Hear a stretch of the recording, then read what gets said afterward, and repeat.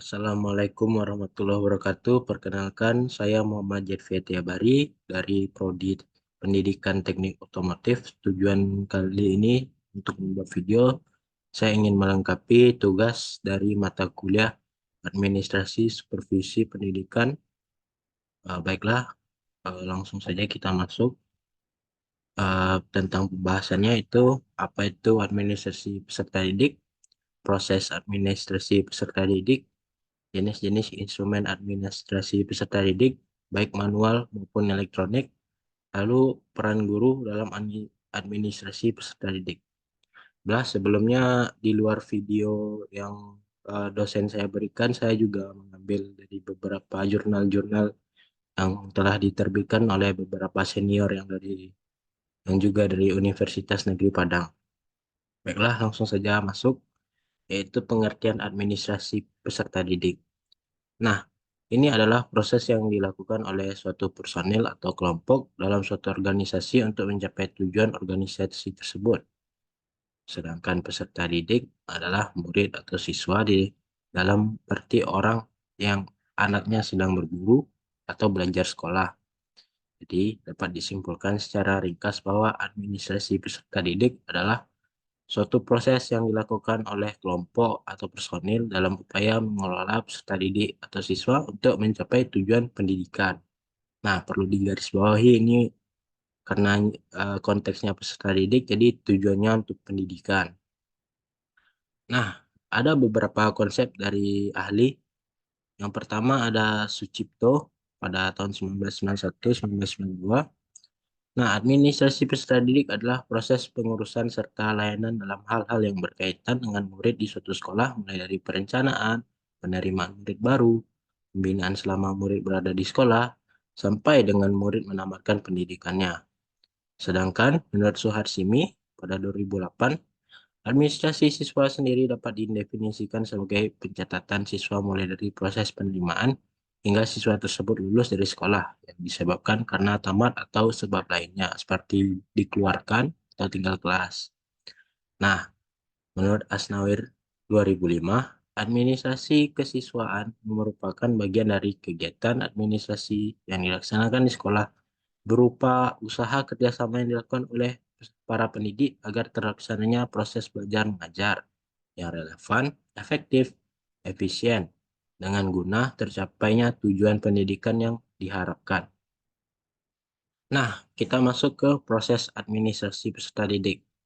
Yang pertama ada perencanaan dan penerimaan siswa baru. Nah, dalam perencanaan ini ada beberapa yang dilakukan. Yang pertama, itu penetapan daya tampung sekolah.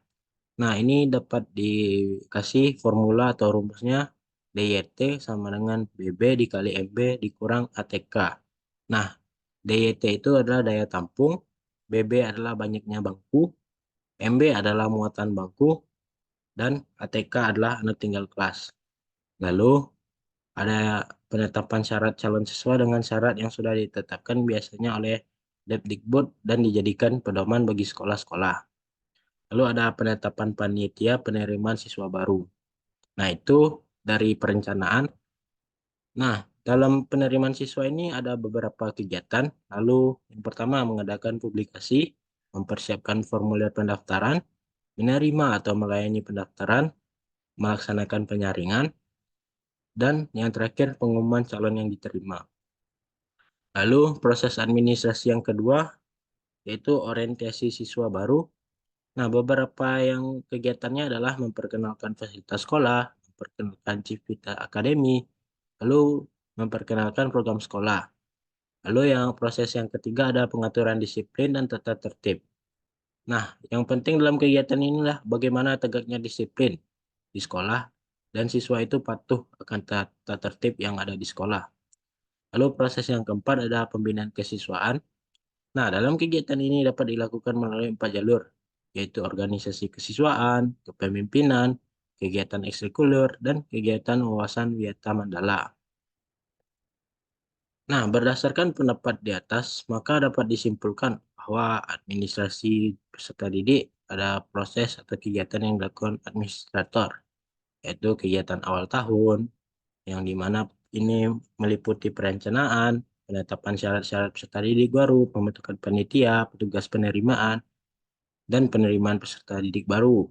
Lalu, selama tahun pelajaran, ini meliputi kegiatan orientasi, nah peraturan kehadiran, promosi dan mutasi, dan pembinaan tata tertib sekolah. Lalu ada ganjaran hukum juga. Nah, yang terakhir, yaitu akhir tahun. Nah, ini melaksanakan kegiatan yang menyangkut ujian nasional, kenaikan kelas, serta pemberhentian peserta didik dari sekolah karena tamat atau hal lainnya. Nah, sekarang kita masuk ke pembahasan instrumen administrasi peserta didik, baik itu manual maupun elektronik. Nah, catatan tentang data siswa dibedakan menjadi dua, yaitu catatan data siswa untuk sekolah yang meliputi buku induk, buku kleper, catatan tata tertib sekolah, dan kumpulan semua peraturan. Ini bersifat umum dan khusus. Ada yang dari pemerintah dan ada yang dari sekolah itu sendiri. Lalu ada catatan siswa untuk masing-masing kelas. Ini buku yang merupakan cuplikan dari buku induk, buku prestasi kelas, buku catatan bimbingan dan konseling, buku catatan prestasi murid yang terdiri dari buku daftar nilai, buku langgar, buku rapor, dan buku prestasi. Untuk mempermudah dan memperlancar jalannya administrasi kesiswaan, maka harus ditunjang oleh instrumen atau alat kelengkapan yang diperlukan. Yang dimaksud adalah buku format. Nah, ini merupakan yang alat untuk merekam semua data dan informasi siswa.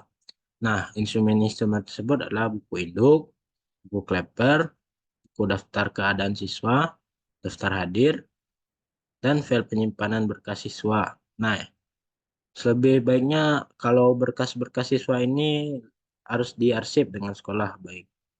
Nah, misalnya ijazah, akte kelahiran, surat keterangan pindah, dan sebagainya. Nah, semua berkas itu sebaiknya dibandelkan menurut kelompok masing-masing, sehingga berkas itu akan mudah ditemukan bila diperlukan. Ini menurut Afriansyah 2019. Lalu kita masuk ke peran guru dalam administrasi peserta didik. Yang pertama, dalam penerimaan siswa, para guru dapat dilibatkan ambil bagian. Di antara mereka ditunjuk menjadi uh, seperti melaksanakan tugas teknis, mulai dari pencatatan dan penerimaan sampai dengan pengukuran pelaksanaan tugas. Nah, dalam masa orientasi, tugas guru adalah membuat agar para siswa cepat beradaptasi dengan lingkungan sekolah barunya. Ini sangat penting karena andai kata terjadi salah langkah pada saat pertama dan berakibat kurang beruntung bagi jiwa anak untuk waktu-waktu selanjutnya. Nah, lalu masuk ke pengaturan keadaan siswa di kelas. Guru mempunyai andil yang besar. Juga guru diharapkan mampu mencatat atau merekam kehadiran siswa. Meskipun sederhana, ini harus dilakukan dengan baik. Mungkin data kehadiran ini akan dipertimbangkan untuk menjadi nilai siswa tersebut untuk pertimbangan naik kelas. Lalu yang keempat, yaitu dalam motivasi siswa, untuk senantiasa guru harus juga menciptakan suasana yang mendukung hal tersebut. Nah, ini dapat dilakukan dengan membuat grafik prestasi belajar siswa-siswanya. Lalu ada kedisiplinan sekolah atau kelas. Peran guru sangatlah penting karena guru sebagai model dan menjadi contoh bagi siswa-siswa di sekolah. Nah, kita masuk ke kesimpulan. Administrasi peserta didik adalah suatu proses atau kegiatan yang dilakukan terhadap siswa, dari perencanaan, penerimaan, sampai menamatkan peserta didik, guna mencapai tujuan pendidikan secara efektif dan efisien. Tujuan adanya administrasi peserta didik dalam pendidikan adalah untuk mengatur semua kegiatan yang berkaitan peserta didik agar proses belajar mengajar berjalan secara efektif dan efisien sehingga tujuannya mencapai dengan maksimal. Baiklah, mungkin itu saja yang dapat saya sampaikan. Saya Muhammad Yatfi, pamit undur diri. Jika ada kata yang salah, mohon dimaafkan. Assalamualaikum warahmatullahi wabarakatuh.